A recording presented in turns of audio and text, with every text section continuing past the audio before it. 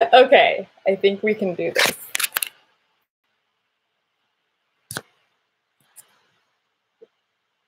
Now, how are we doing?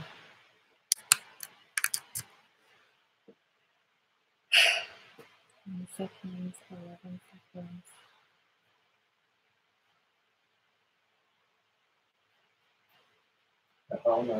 Okay, they're here. Better. Okay. Yay! Adam can't find the chat. Just go. I am so sorry, you guys. Clearly, I was trying to be a lot more advanced than I am capable of. But we're here. We're live and just waiting for Adam to find the chat. He's found the chat. Thank you so much for being patient. How's my audio? It's good? All good now. Okay. So let me just tell you what happened. I was trying to be all fancy and set it up in a way that that you can, you know, see a little text at the bottom and things like that. And the delay was just so disconcerting. So, which didn't happen the first time I did the live using the same system.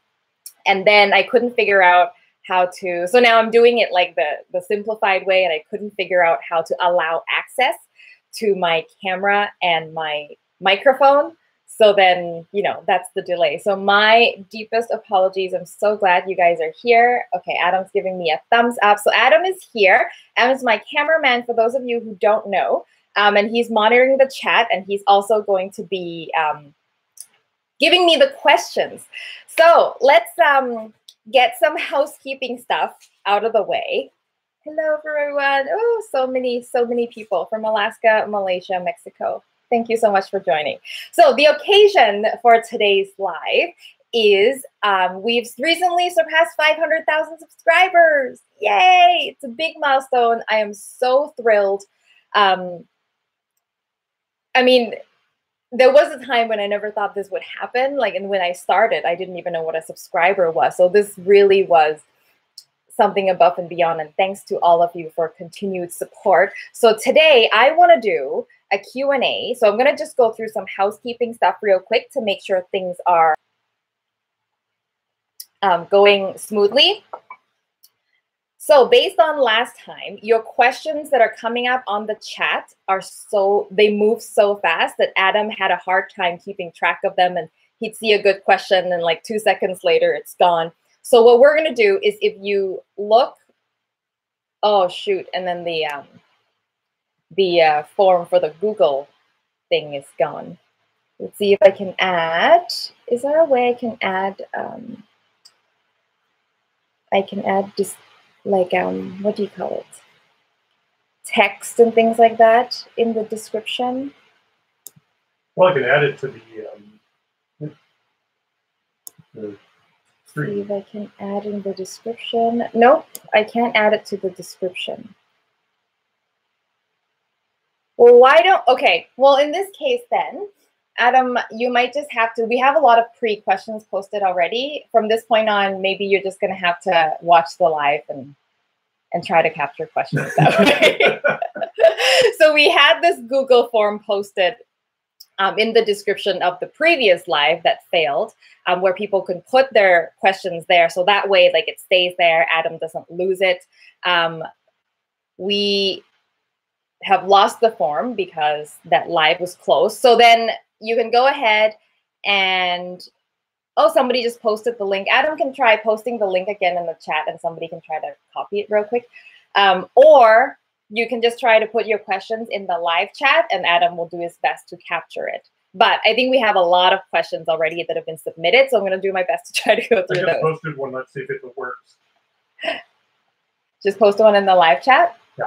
I just want it to be in a place where people can refer to.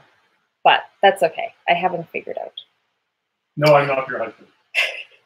Okay, so here let's move on with the Q&A. So just as a brief, I did say that this is going to be a giveaway. So for the giveaway, I'm going to give 3 signed cookbooks. So for those of you who haven't seen it, here's my cookbook. Oh, sorry, that link isn't working. Yeah. And I would like to say it's awesome. So I'm going to give away 3 copies that are signed personally for you. If you already have it, doesn't hurt to have another one and then give one away to a friend or something. So I will go through all the details of the giveaway, and I will also put all the rules of the giveaway in the description of this video when it's live. Once it's gone, what do you call it? Once it's over and I can go and put descriptions in. I will put all the rules in there. I'll also put all the rules on Facebook and Instagram, so you can go there and refer to that. And also, maybe I'll put something up on my website as well, okay? So I'll put all the rules to that, don't you worry. So we'll get to the specifics of the giveaway at the end. I really want to get to your questions, okay? Okay, so with questions, I'm going to do sort of one that's been pre-posted, and then Adam will read one out to me that's been submitted during the live. Yeah, shall we do that? Then it's like, I'll do one pre, sure. And then we're Adam up to 65 on the oh my God, one. There's a lot of questions. So if I don't get to your questions, please understand. Oh, thank you for the super chat. Thank you so much. Oh. Okay, so we're going to do questions first, one that's been pre-posted, and I'm going to give priority to my Patreon subscribers. If you don't know about Patreon, it's a place where you can support the show. If you are interested, you can go to patreon.com and then /Pailin's Kitchen. You can look me up there. And these are people who just donate, you know, as little as $1 a month to support the show. And they have submitted questions, and then as a thanks to them, I will give their questions a bit of a priority. Okay, so let's start with our first question. Are we good? I'm going to do my question first, Adam. Okay. So Daniel Klingel-Smith, who's been cooking a lot of Thai food, I've seen a lot of your photos, is asking, are pad Thai noodles simply varying widths of noodles in the same way that linguine is just a different shape from like a fettuccine?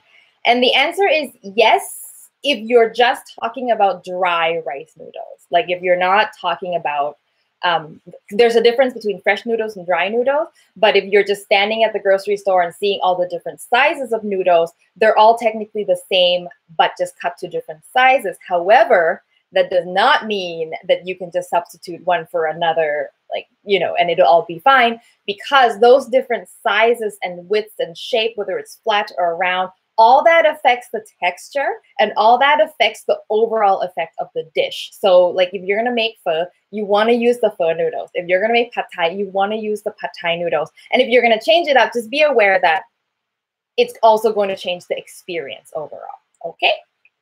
All right, Adam, let's take one from our live audience. Okay, the very first one on the form was why use dried chili as opposed to fresh? Can everyone hear Adam okay? I want to make sure you guys can hear Adam. No, I've lost mine. Okay, Adam's lost his chat. Not really. Yes, yeah. Not really. Okay, so Adam, speak louder. But his question basically says, submitted by Margaret from Australia, why use dried chilies instead of fresh chilies? That's a really good question. You'll notice that in all of my curry paste recipes, most of them use dried chilies. And dried chilies have a very different flavor from fresh. Like in the same way that raisins don't taste the same as grapes, or prunes don't taste the same as plums, when chilies are dried, they also develop an entirely different character that's a little bit more robust. And I think that works better with curry paste in general. However, we do make curry paste using fresh chilies as well. It's not as common, and it'll give you sort of a lighter flavored curry. So it's not that you can't, it's just what's been done and preferred and traditional. Okay. No, I'm going to move on to my other Patreon subscriber question. Okay. This is from Pushkaraj. I hope I said your name correctly. Pushkaraj. What a cool name. What kitchen appliances are on my countertop? My countertop at home is so tiny that I have nothing on it. Everything is like pull out and put away. The only thing that lives there permanently are my coffee supplies. So like coffee grinder, French press, my clever dripper, everything, because I just have no time to be pulling those out. But after I've had my coffee, then I can pull other things out. And he also asked if I follow any other YouTubers, food or otherwise. I subscribe to a lot of YouTube channels, but I don't religiously follow them. I don't have time to sit and watch whether it's TV or movies, or like I'm so busy. So usually I'm more of a podcast girl, actually. Like I listen to a lot of podcasts and I can do that while I'm cooking. So that way I'm, multitasking so I can get things done and consume content. But on YouTube, definitely like Chef John from Food Wishes. I love his sense of humor.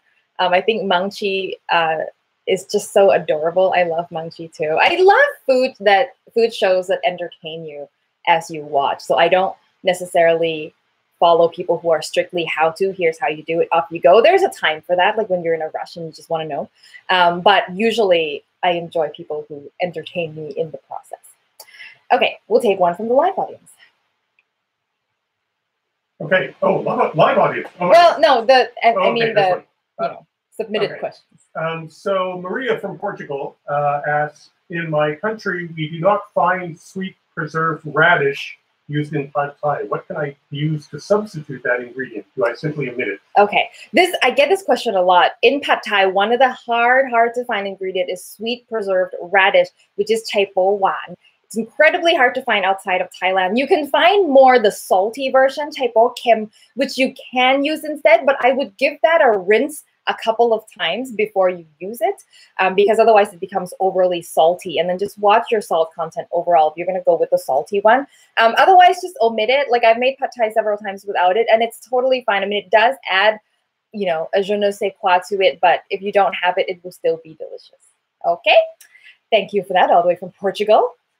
Okay, so the next question is another one from my Patreon supporter that has pre-submitted. This is a bit of a hot topic, so get ready, okay? Guan Tio says, we are concerned about MSG in our food. As far as you know, is there MSG added to the standard store-bought sauces and pastes that I use? Fish sauce, soy sauce, so on, curry paste, so on and so forth. And then there's a follow-up question to that from Zandrios, who said, do I consider MSG a bad thing? It's very much a natural ingredient used all over Asia. Should we be scared about MSG? I've been waiting for the day I can talk about this. Okay, you ready? Okay, so the bad reputation. I'm going to try to be brief because I can go on for hours.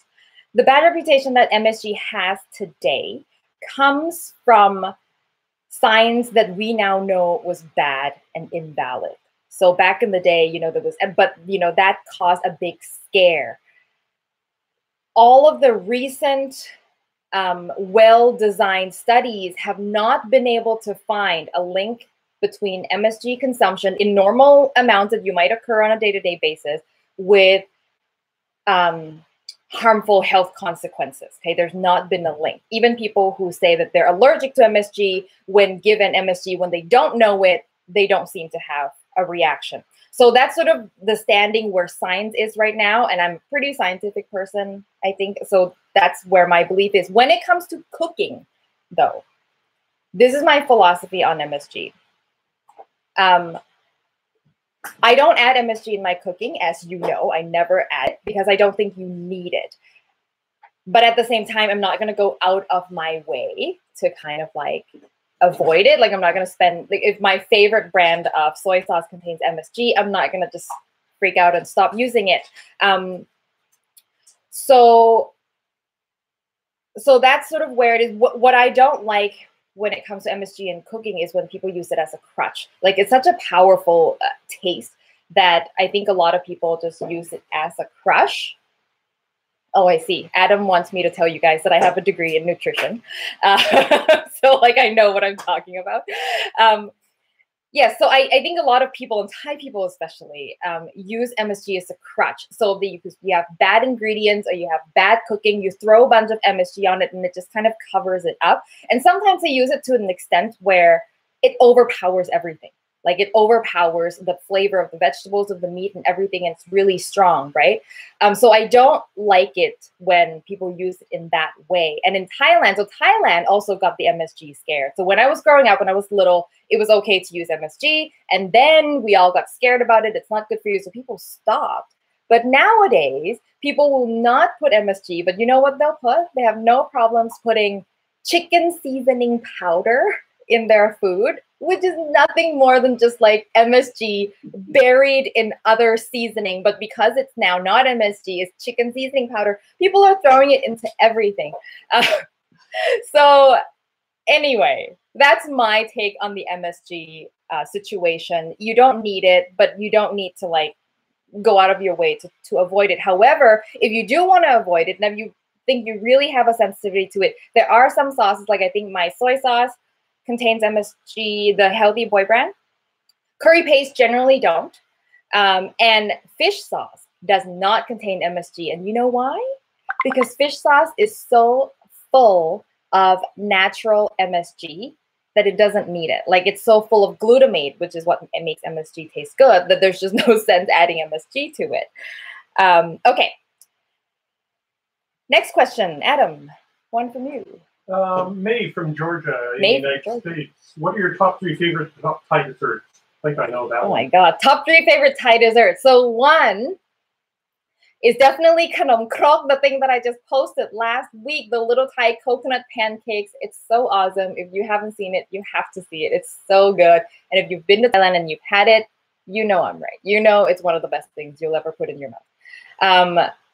The other one that I constantly go back to is my, what is it called? Sankaya, the coconut dipping, like coconut jam type thing where you dip your bread in. So good. It's custard. It's a coconut pandan custard. There we go. I love that. One last Thai dessert. I love desserts so much.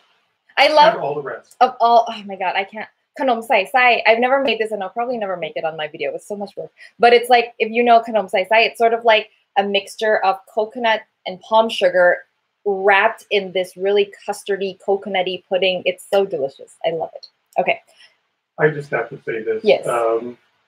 Someone Point Break said, Adam pulls nutrition degree diploma off the wall and waves it up. That's basically what he did. I wrote it down. He wrote the word nutrition degree on a piece of paper and waved at me. He's like, you need to tell people this. Okay, so my next question is from Korb, KWORB. It's another one of my Patreon supporter. He was wondering which of my videos surprised me in terms of popularity, both positively and negatively. I have to say, my mango agar jelly video completely took me by surprise. It's now got 1.8 million views on it.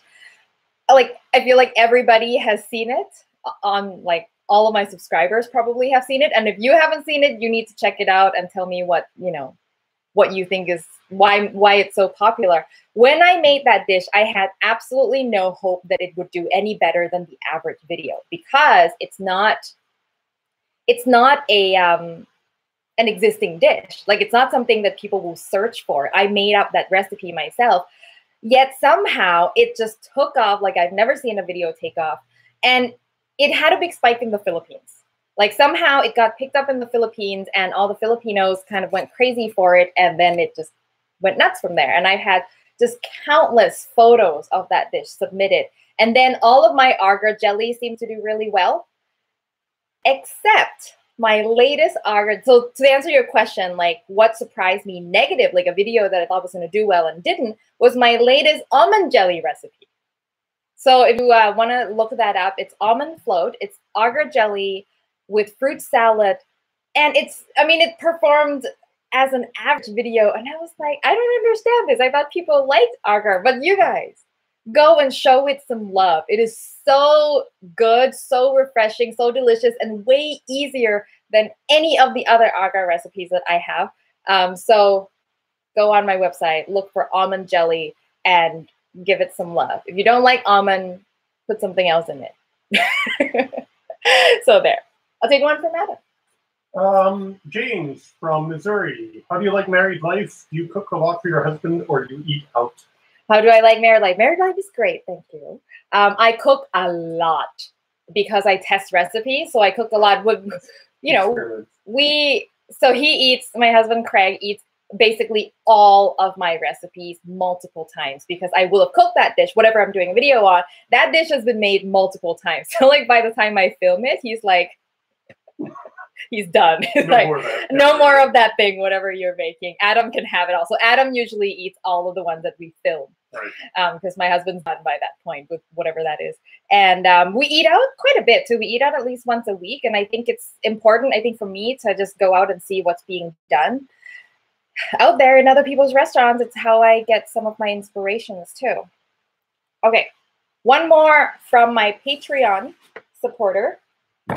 Do you miss One World Kitchen? From Lauren. Do you miss One World Kitchen? I love watching you on that show. Oh, I think Lauren is actually from Vancouver as well. So One World Kitchen, for those of you who don't know, is a Canadian television show that I was a part of. And the concept was international cuisine. So there were 4 women per season. And so each person is from a different cultural background. So when I was on season 1 and 2, there was a Japanese woman, an Italian, an Argentinian woman, and it was a great, great show. Do I miss it? I have to say that what I miss about it is working with a big crew. Like when we film, like Adam and I have a great time, but it's like the 2 of us, right? And for the rest of it, I'm at home by myself, editing the video by myself. Like I spend a lot of time by myself. So it was fun to be a part of a bigger production, to have other people have input. So I miss that aspect of it, but definitely like YouTube is my home. I love like the interaction that we have that I don't have with like TV viewers. So yeah, now this is what YouTube's my home. So I'm happy. Okay, Adam, one more from you. Rachel from Singapore, and I'm going to paraphrase this. 3 dishes where you don't lose the water-soluble vitamins. Oh, this was the person who's doing a culinary. She's doing a culinary school exam. What's her name? Rachel from Singapore. Rachel from Singapore is in culinary school and has an exam. And the sort of the question for the exam is cook a dish that doesn't lose water-soluble vitamins. So water-soluble vitamins are things like vitamins B and C. And basically, if you take vegetables, you boil it, some of that will leach out into the water. And if you drain off that water, then all that goes away. It also gets destroyed in heat. So the fastest, the most sort of, the best way to preserve vitamins, and this is me pulling out my nutrition degree again, is to cook it as fast as you can, and then don't drain off the liquid that it's cooked in. So things that take a long time to cook, the vitamins have a lot of time to be destroyed. But if you cook something really quickly, it doesn't have time to be destroyed. So steaming, which is one of the fastest ways to cook things, is the best. And so like if you want to do something like steamed fish, or steamed tofu, I have a tofu deluxe recipe that's like brilliant. It's steamed and you don't drain away any of the liquid, then all of your vitamins that even leaves is still there. So I would suggest that. Yeah, so if you try to stick with things that's quick to cook and doesn't require you to drain off the cooking liquid, you'll be fine. Good luck on your exam. Culinary school was like the best time of my life. I really miss that. So fun. Okay. I'll do a question from me. From Facebook, Dawn Jariya Sunan. I think that's your last name. In all of years of cooking, is there one recipe that you want to learn and share with your viewers and readers, but haven't quite perfected it? So I can think of 2 like that. Yeah, yes, there's definitely recipes where I started working on it and I was just like, forget this. I'm not doing this anymore. And the 2, and I know they're very popular, they've been requested a lot. One is the roti, so Thai roti, so Thai pancakes. They're very popular, touristy thing. It's like this thin crepe. They put like condensed milk and sugar and bananas on it. And I worked on that for a little bit. And some recipes you can eat over and over again, right? But that is not something that you want to eat every day or you want to eat often. Like it's like a super rich, sugary, heavy treat. And I think I made it 3 times and I got so sick of it. I was like, you know what? I'm going to just circle back around when I feel like I want to eat it again. And I still haven't gotten around to it. So that's one. And the other one's patongko, which is like the Thai version of Chinese donuts for the same reason. Like I made it a couple times. It was great. It was good, but I wasn't 100% happy with it to the point where I'm willing to share. But I got sick of it. And I was like, it's just fried dough. Like how much fried dough can you eat before you become sick of it? And those things don't keep well either. So it's not something that I can like, oh, we'll keep it for next week. No, like you got to eat it or you throw it away. So yeah, those are 2 things that sort of continue to be on my mind, but I don't really I never feel like cooking them because the concept of eating huge amounts of sugary fried dough, like you can only do so much of that, right? Okay, one from you, Adam. Sure. The Michael from Indonesia was, again, I'll paraphrase, but the concern about after they've followed all the instructions, it's still black when they do the carbon steel wok. So this is about carbon steel wok, and I've had this concern from a lot of people is when you maintain your wok. So I have a video on how to take care and how to maintain your carbon steel wok so it remains nonstick. And part of what you have to do is oil the wok when you're done, and then wipe it with paper towel. And a lot of people are concerned that once you wipe the paper towel, like there's black stuff on it. Like that's totally normal. That's just like carbon residues that you've got left from food and all that stuff. I get it too. And if you're really concerned, just make sure you, oh my God, thank you for the super chat. Thank you so much, Tommy. That's really kind of you. Now I've completely lost where I was going with that. If you're concerned with it, just keep wiping with a fresh paper towel, and eventually there'll be so little of it that you don't have to worry about it. Okay, but it's sort of like, you know, your outdoor grill. Like there's always going to be a little bit of carbon residue left on the grill when you grill chicken. There's always going to be a little bit of like black stuff on the chicken. It's totally fine. It's small amount. Okay, one more from me. David Aki, what guidelines could you give for putting together a typical Thai family meal? Most cookbooks focus a lot on main dishes or popular dishes, but he wants to know how to balance the flavors and textures to create a well-balanced meal. This is actually a really good and a really interesting question. I noticed that when I go home to Thailand and I have a meal with like friends and family and we're ordering like 5, 6, 7, 8 dishes to share, that without having to verbalize what we're doing, we all end up ordering dishes that balance themselves out. Like the stuff that ends up on the table are always really well balanced. And I think because Thai people are so used to doing that, that when we order, we take a note of, okay, that's already been ordered, so now I need to order something like this so that it ends up being balanced. I'm going to refer to my cookbook. I actually spent an entire section, you guys, talking about this specific thing, is how to create a balanced Thai meal, because it's really important. Like you spend time doing all these dishes and you want to make sure, I don't even know where it is anymore. It's somewhere in here. And it's how to create a balanced meal. And so just briefly, the idea is you want to balance everything you can think of. Texture. So if you've got, like richness, if you've got a rich curry, you want to maybe make sure you have a light salad in there. If you've got something deep fried and dry, you probably want to make sure you have like a soup, something to like wash it down in there. If you've got something that's really spicy, make sure you've got something not spicy in there, so the whole experience, not just like one painful one where you can't taste anything. Another thing that's important is balancing vegetables. So if you've got a meat heavy one, make sure you've got something that's heavy in vegetables, or you've got a fish, maybe you'll have a poultry to balance it out. So it's balancing everything in terms of the amount of liquid, the richness, the main ingredients, the spiciness, all of that stuff. Always, always, always have a salad. Like that's like my rule of thumb is you're going to have a big meal, always have a salad. You won't believe how much that one dish helps to cleanse your palate and refresh it for the next bite. And if not a salad, maybe like a Thai spicy namprik, which is like a chili relish with some raw vegetables, something fresh and clean, right? That's really, really important as well. Okay. But if you have my book, there's like a whole thing on that. Adam, one more from you. Scarlett Leanne Rose from Ohio. I have friends who want to try an authentic homemade Thai curry, but one is vegan. Are there any good vegan-friendly substitutes for each curry recipe? Vegan. I say vegan. Do you say vegan? Yeah, you're right. I'm wrong.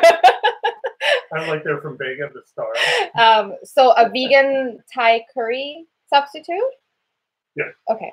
The only thing you need to worry about is if you're buying curry paste, make sure it doesn't have shrimp paste in it, and then just use soy sauce instead of fish sauce or salt. Doesn't matter. But everything else, it's, you know, make sure you pick a sturdy. Actually, if you take a look at my vegan red curry video, in that video, I go through a lot of little tips and tricks that that maximize the flavor of a vegan Thai curry, maximize the umami of vegan Thai curry. So check that out. There's lots of tips there, but it's not difficult. It's just the biggest thing is soy sauce for fish sauce, and make sure there's no shrimp paste in the curry paste. Okay. Instagram. Okay, I'm going to go to some questions that have been posted to me from Instagram. First of all, Angel Lee 99 says it's her birthday today. So happy birthday, Angel. If you're watching, thank you so much for supporting. And so she asked, what keeps me inspired to make YouTube videos? Well, it's you. Seriously, though, like, I mean, I love to cook and I always enjoy cooking, but making videos is a heck of a lot of work. And you can ask any YouTuber that, right? Like it's a very different thing from just cooking.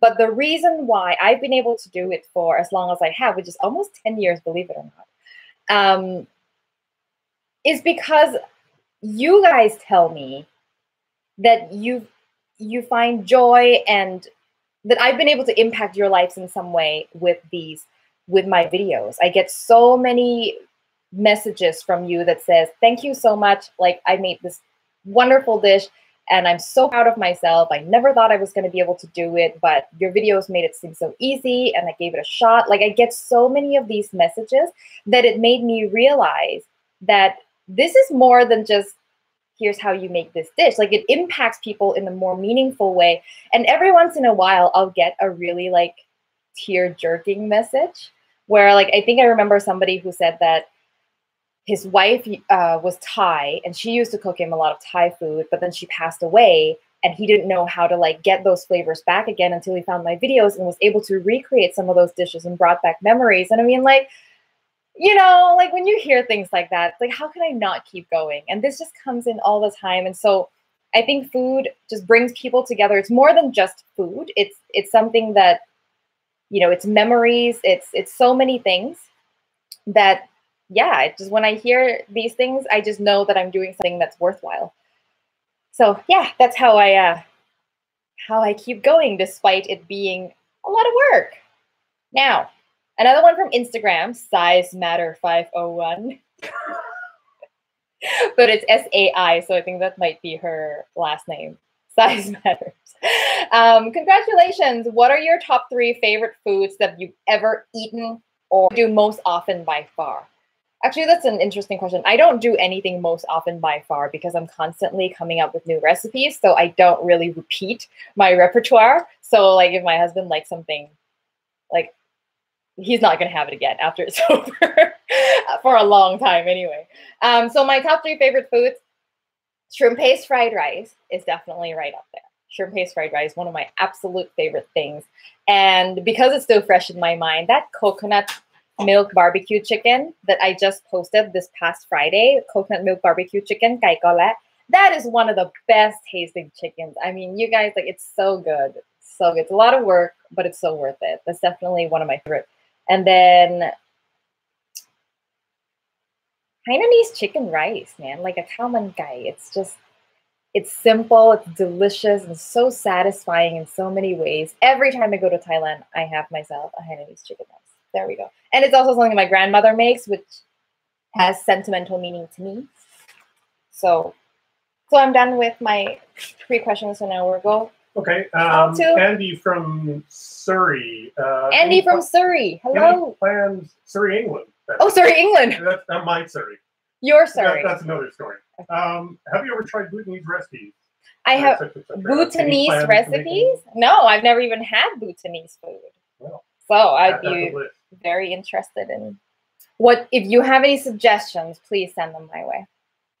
There was one that flashed past, and by the way, reminding everybody that this stream we don't see afterwards. Yes, right? We will. Oh, we will. We will. Yeah.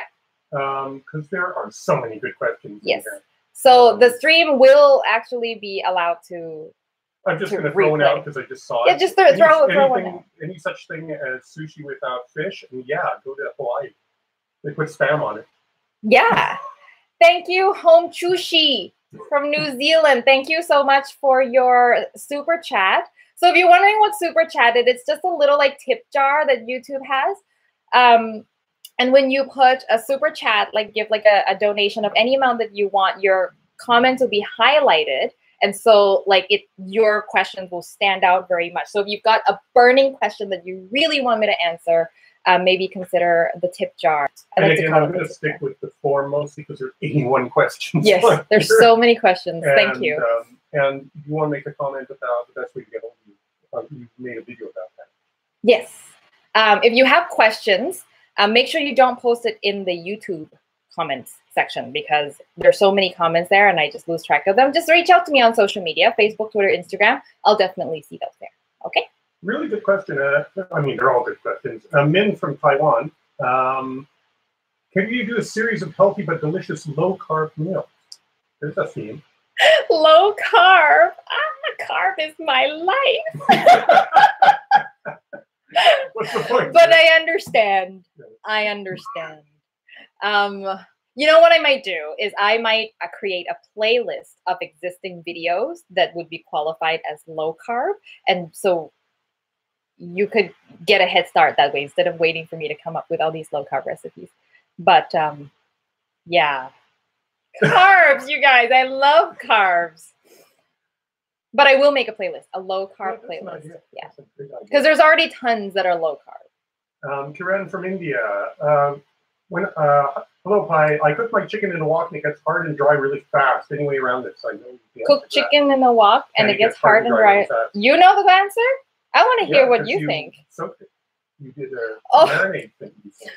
Yeah, so there's a couple things. So chicken just overcooks quickly in general. So you have to be very quick. People, I think, are afraid of undercooked chicken because they're scared of salmonella, but so they overcompensate by cooking it to death.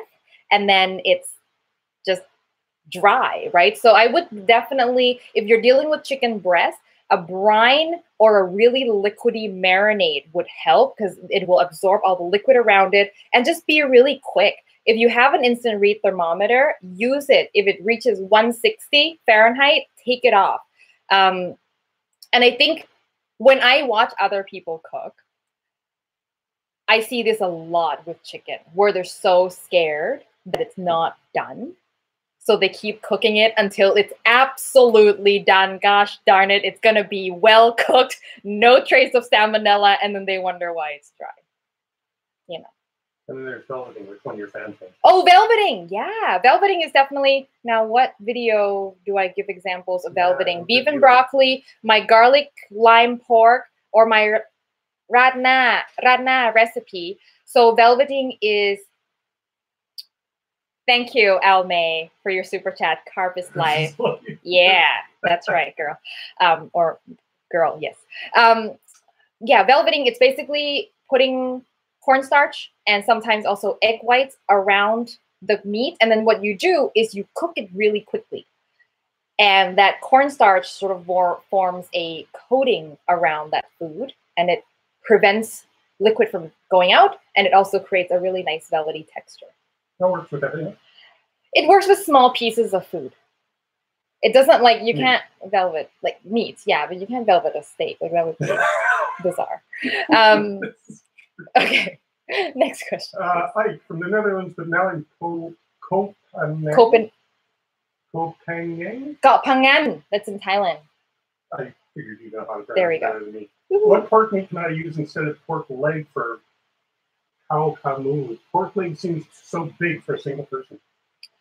For cow camu, so it's a pork leg stew, and you want to use something else instead of pork leg for cow camu. Cow camu, by the way, is the classic Thai street food. It's so delicious, and it's usually done with pork legs. Pork shoulder or pork butt would be really good because it's still really fatty and it braises really well, so definitely try that. Rajesh from India. Last 1 month, I am trying agar-agar powder fruitcake, but it's not coming out transparent.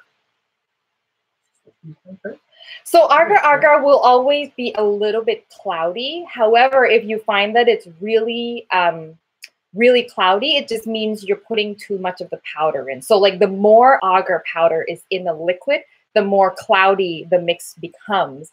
But so you've got to balance that out with like it setting enough, right? So I wouldn't worry so much about it. Like in the photos, it might look really clear, but it's never completely transparent. It's always a little tiny bit cloudy. It's not like gelatin where it can be completely clear.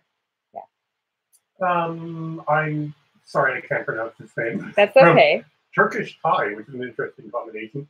Are you planning to visit Turkey? Now, there are a lot of people from a lot of countries asking if you're going to visit, and I'm guessing that's in the future. I would love to visit all the countries. Yeah. All the countries. Turkey, yeah. Definitely. France is definitely a place I want to go to. Yeah. Sorry, I'm behind now. Adam's behind. Sorry, guys, it's his fault. Hey, I saw different. This is Seema from India, now in Bangkok. Hey, I saw different types of rice flour in Bangkok. Please explain about its uses in Thai food. Different types of rice flour? So the only thing I can think of is you've got regular rice flour and glutinous rice flour. Sometimes in Thailand, you'll also find black sticky rice flour, which is great for desserts. So glutinous rice flour is going to give you a product like mochi. So it's really sticky, soft, and chewy, and dense. And regular rice flour is not sticky at all. It's more sort of tender. Be really careful when you buy rice flour at the grocery store. I've had more than one person come to me with problems because they use glutinous rice flour instead. Thank you, Make Bistro. I remember you from Derek. Derek from Make Bistro. Thank you for your super chat. What Thai ingredients do you wish were common in Vancouver, such as vegetables, fruits, herbs? And by the way, Make Bistro, I believe you do pop-up Thai restaurants in New York City. I'm not so sure, but definitely check out his Instagram. He's got lots of good Thai food there. So one thing that I wish was more common in Vancouver, off the top of my head, sweet tamarind. Like tamarind in the pot that's sweet. Like it's such a great snack. Curves your sweet cravings without being unhealthy. Also, grachai and cilantro roots. Grachai is finger root and cilantro roots. I'm still upset about that, you guys. I'm still upset about cilantro roots because there's cilantro everywhere. I mean, cilantro litters this entire city. Any grocery store sells cilantro. But what happens to the root? I don't know. Super chat. Another super chat that come in. What's your favorite English dish? Spotted dick. Yes, that is a thing. Yes, that is a thing. It's a pudding. I actually never had it. I love a good English trifle. I would love to go to the UK as well. Another super chat coming in. Thank you, Desire to Travel. Could you cook Balinese? I don't know. I've never tried. I would love to try now that you've brought me attention. If you have dishes to suggest from where you're from, by the way, send them on. I would love to try it some myself. Can I add this one? This is from Evie and Queen. Oh, Adam wants to answer this. How do you properly store fermented shrimp paste? You don't. You throw it out. Adam. Otherwise, you have to burn your curtains afterwards. Adam's apartment permanently smells like shrimp paste. No, so what you do with shrimp paste, you make sure you seal it very, very tight. I put it also in a Ziploc bag so that one, it stops it from drying out, and two, it prevents the smell from, getting out, doing what it does. So I have it double sealed in my fridge, basically. Now, here's one. You have to read this. I have to read it. Oh, it's in Thai. Oh, my God. Okay, so this person, Tidawan, is asking. You have to say it in Thai.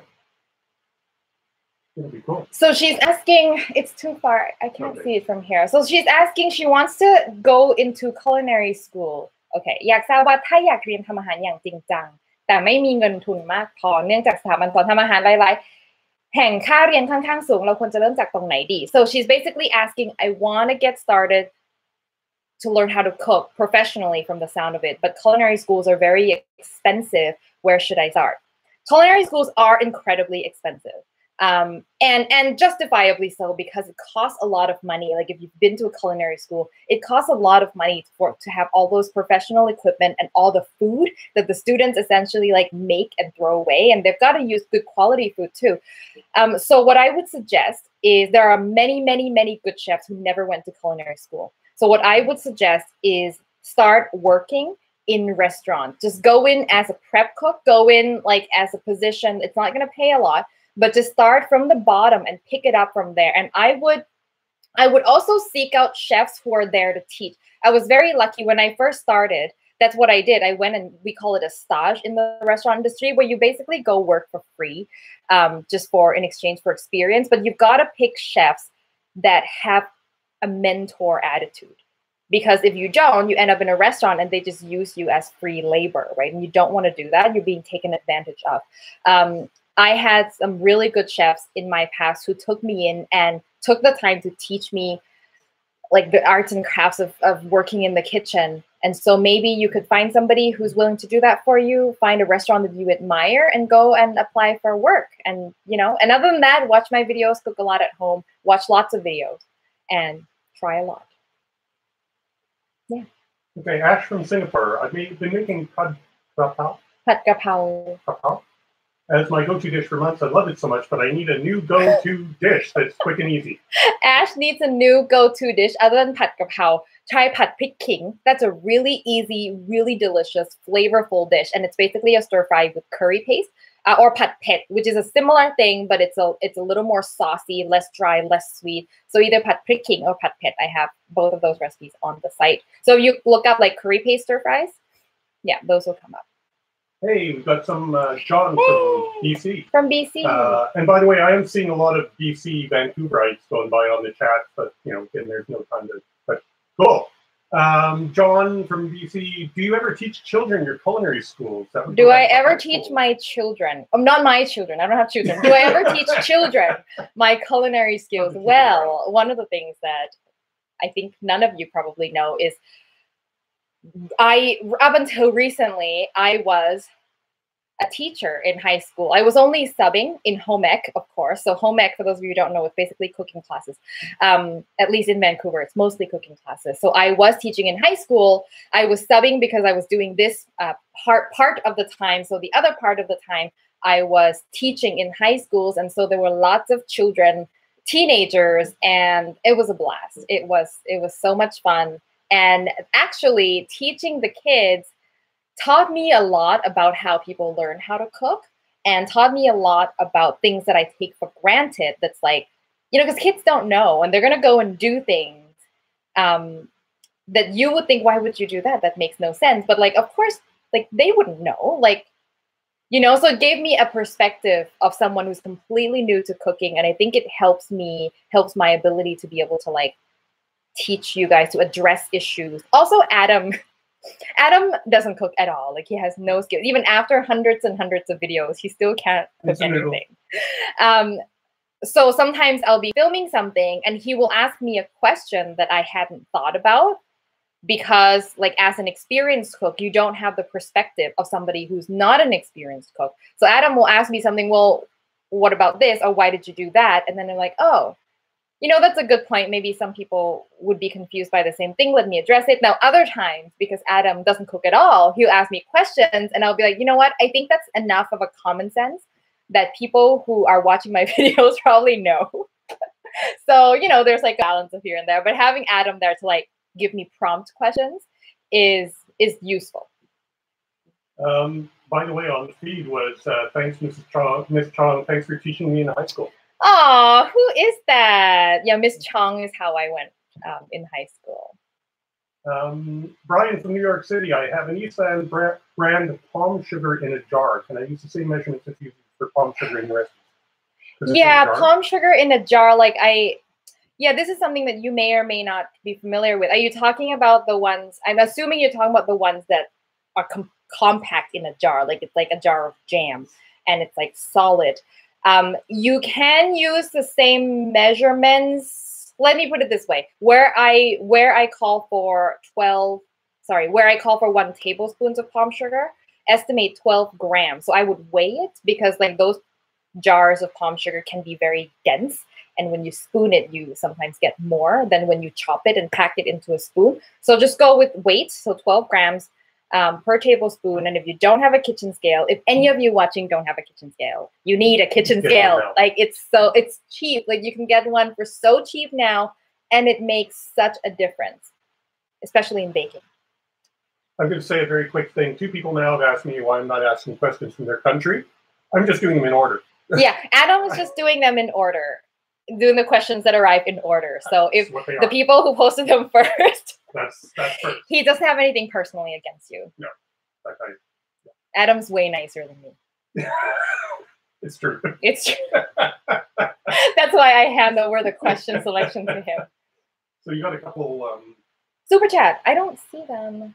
Can you read them to me? Tell us more about your UBC nutrition experiences. Thank you so much, Harry and Armis, which did not come with a question. And before that was, I'm in the process of learning Thai. Any tips? In the process of learning Thai. Any tips? Speak to a lot of people. You know what I would do? You know what I would do? TV can be difficult. If I don't know where you are in the process of learning Thai, but trying to break down restaurant menus will teach you a lot of at least food words. That's how I learned Spanish. I know so many Spanish food words. It's ridiculous. I can't string them together into a sentence, but I know my pollo from my cebolla. Tell us more about your UBC nutrition experience. It was a great time. Yeah, I went in for my undergrad degree in Nutritional Sciences, and I have to say that it opened my eyes to a lot of social issues around food. Like UBC is great about that, is they don't just teach you like what's healthy, what's not healthy, but it's also like what is food security in our society? Like what can we do to make sure that like there are people who are underprivileged who have access to food, like, you know, issues around organic, issues around different types of agriculture. Yeah, it was super fun. I met a lot of really cool people there. Savan from Cambodia, what are the must-try Thai dishes? Sorry? What are the must-try Thai dishes? Must-try Thai dishes? Oh my God. Yeah, I know. There's no. Anything. Couple of hundred. Just go, you know what? Just go on my website, go on my YouTube channel, and look at the most popular videos. Skip all the jelly ones because those are all in the front. But like once you start getting to like the most popular savory dishes, those are pretty representative of like the must-have dishes. I've got Medwin from Oslo asking if greetings from Norway, any more Filipino dishes soon? You know what I want to do is another version of adobo. When I put up my chicken adobo recipe, there were so many suggestions on variations of adobo, and so many of them were so interesting to me that I think I'm gonna circle back to adobo. And then one of my favorite dishes from the Philippines is sisig. It looks terrible. Like it also sounds like seasick, but it's sisig, S-I-S-I-G, and it's delicious. I love it. So I might do that. That seems pretty easy too. Owen from Alaska. I always make the ho fun noodles by hand because of where I live, but when I try to reheat leftovers the next day, the noodles get rather mushy. Is there an adjustment I can make to the recipe to try to prevent this? I didn't notice this issue so much in noodles that come from restaurants.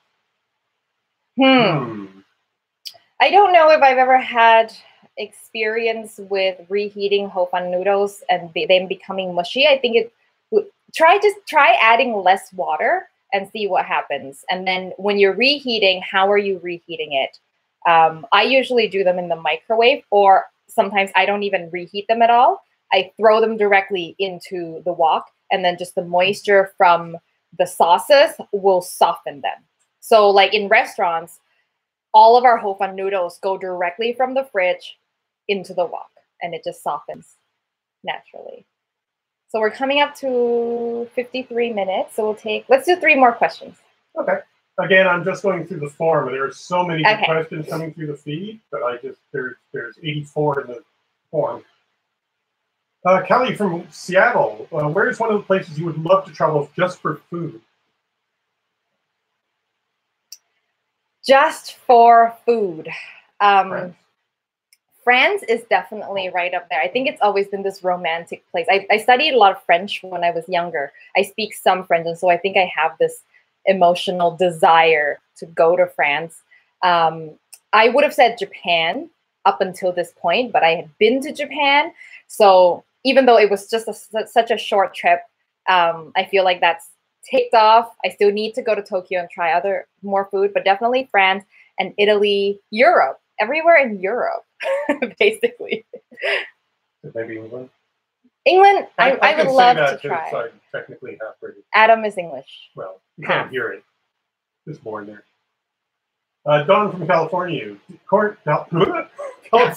I don't know where that came from. Would you ever see yourself segueing Hot Thai Kitchen into an actual weekly 30-minute TV program, or do you prefer 100% creative control? You know what? I mentioned this before. Somebody's asked you, would you prefer to do a TV program or 100% control on YouTube? I love the 100% control on YouTube. And I love, because I edit my own videos, I love making my own decision on what's important to put out. Because FYI, when I make a video, it's like a 30-minute long footage, right? And I cut it down to about 10 minutes. I mean, a lot of that is just like idle cooking time. But there's also a lot of things that I say that I'm like, you know what? It's a little too much. And I cut it out. But I make a very informed decisions about what I consider, you know what? Maybe that's not important, and I will then move that into my written recipe. So any important information that I cut out from my video, I will put into the written recipe. So that way that when you actually go to make it and you're consulting the recipe, it's still there for you. So I love the control. But again, as I said, like TV is so much more fun because you have a group of people to work with. It's exhilarating. And then, of course, I wouldn't have to do all like the editing myself. So that's nice, too, to be able to focus on the actual performance. Yeah, so, you know, there's pros and cons. I'm open to it. Need more people. Yeah, just need more people. Gary from the UK, but now in Thailand, or Sriracha. He's from the UK, but he lives in Sriracha, which, by the way, is the place where the Sriracha hot sauce came from. Really is. So he is in the land of the hot sauce. Why is your food better than I can buy in Thailand? Why is my food better than what you can buy in Thailand? Ingredients? You know why? Because I pay attention. Because I care. Because I care a lot. No, I think listen, food in Thailand is great. You go into Thailand, you buy food off the street, it's going to be great. But like any country, there's going to be degrees of quality, right? There's bad Thai food. There's people who are out there selling food because they're trying to make a living. Not particularly because they're chefs, not particularly because they're passionate and their budget is low. And so there's so many things that go into that. Like I have the luxury of not having to worry about time or like how much the food cost is going to be, how much I'm going to charge people. So I can really hone in and focus and do the very best version of that recipe that I can do, you know, while making it like a reasonable thing to recreate at home. Because that's always something important is I want to make something that you can make at home. So very rarely will I do something that requires a ton of work. And when I do, it's worth it. Like the chicken that we just did. I mean, it was so much work, but it was so worth it, right? So yeah, so I think that's why. And I think there's lots of really good food in Thailand. You just have to know where to go. And fish sauce. Using expensive fish sauce. And use expensive fish sauce. That's another thing. Like when you buy street food in Thailand, some people will not use the high quality fish sauce that you use because it's expensive for them, right? So they'll use, it's not even like real fish sauce. So it'll be like the tail end of the fish sauce that they then mix with salt and water. So it looks kind of like fish sauce. It smells kind of like fish sauce, but it doesn't have the depth of flavor of umami that like high quality fish sauce does. Same goes with soy sauce. So there's lots of like low grade ingredients that are used in like the cheap food scene in Thailand. And like, I understand that there's a place for that. I'm not judging that if you want to buy something for 50 cents, like clearly the ingredient quality is going to be different, right? One last question, shall we? Okay. Make sure it's a good one. I don't know what criteria are good. Well, okay, I'll let you read this. No, let's go with the next one. I want like a question that's like highly. Did you? I know I say woohoo a lot. I know I say woohoo all day.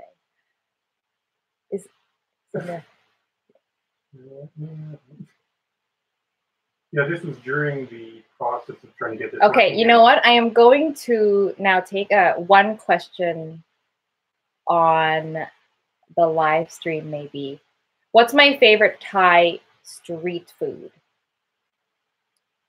My favorite Thai street food. Oh, this is coming up. This is a video that's coming up. Sweet potato donuts, sweet potato balls. They're so good. They're called kai tao or kai nok kata, which means turtle eggs or quail eggs, depending on who you ask. and they are just so addictive. Like when I think street food, that's definitely one of them. So if you ever walk the streets of Thailand, see like round golden balls being deep fried, usually next to fried bananas. Oh, they're so good. That's it. That's a good note to end on. Okay, I'm going to quickly go over the rules of the giveaway. Almost forgot. Oh my God. Cookbook giveaway. So again, all the details will be in the description of this video once it's up again. Like once this video is done, I think it's going to get uploaded as a separate video that you can rewatch. I'll put the details under there. And also on Facebook and on Instagram, there will be information on there. In order to qualify, so I'm giving away 3 of my cookbooks. I will personally sign it for you or for whoever you want. It could be for your mom or anyone. I'm giving away 1 book per social media platform. So I'm going to give 1 on Facebook, 1 on Instagram, and 1 on Twitter. That is so that, you know, most people are probably at least on one of them, and no matter which platform you're on, you have a chance to win. And you don't have to like go and start a whole new Twitter account just to enter this program, this giveaway. And what you have to do is post a photo of something that you have made that's from my recipes. So a photo of something that you've made from my recipes. Tell me what it is and what you think about it. Did you like it? Why did you like it? Tell me whatever you want to tell me about that recipe. And then make sure you tag me in the photo so I can see it. And put the hashtag HTK giveaway, okay?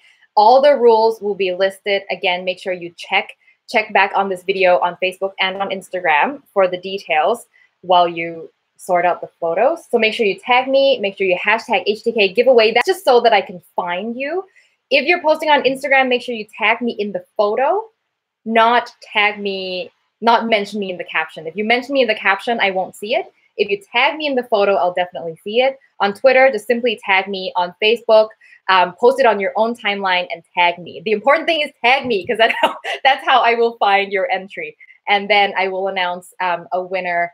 And the deadline, I will make sure I'll put the details of that. Probably the end of Sunday. I'll only give you 2 days. End of Sunday to do that. And then Adam will pick somebody. And the least bit biased. You will get a signed copy. And Adam's not the least bit biased. So that's why I'm giving him the, yeah.